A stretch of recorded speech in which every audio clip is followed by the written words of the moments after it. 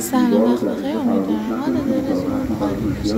اول از همه سال جدید به همتون تبریک میگم و اینکه امروز هم توی جشنواره لاله‌ها تو پرچم‌ها با هم قدم بزنیم. این جشنواره هر ساله تقریبا از 20 فروردین تا آخر فروردین برگزار میشه و جشنواره هستش که خیلی قرار از تهران، از کرج و انواع و اقسام نقاط نزدیک به این دو منطقه شرکت میکنن. حالا با همه باشیم که از این جشنواره با هم قدم بزنیم.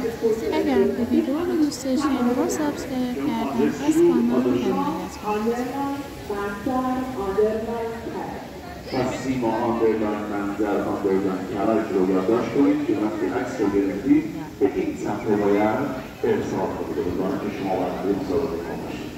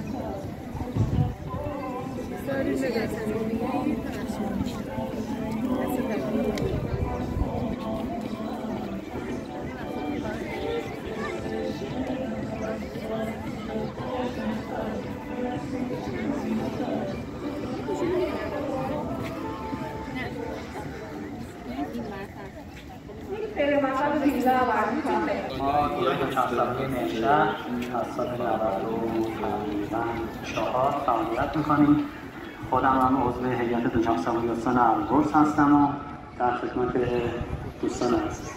خیلی عالیه. و اینکه اعضای تیم الان اینجا هستن، شما عضوگیری دارین؟ عزیزانی که علاوه به دوچرخه سواری علاقه‌مندن به دوچرخه سواری باید چه کنن بیان سمت شما؟ اینا رو توضیح بدید. ما پیج اینستا داریم، گروه دوچرخه سواری مهرشهر کرج، میتونن اونجا برنامه‌مون که اعلام برنامه میشه تشریف بیارن. خوشحال میشیم در خدمتشون باشیم. بسیار عالی. من بیشتر از این وقتتون رو نمیگیرم و میخوام از چرخیدن در محوطه باغ‌گل‌ها لذت ببرید. دمتون هم گرم که اینجا اومدین.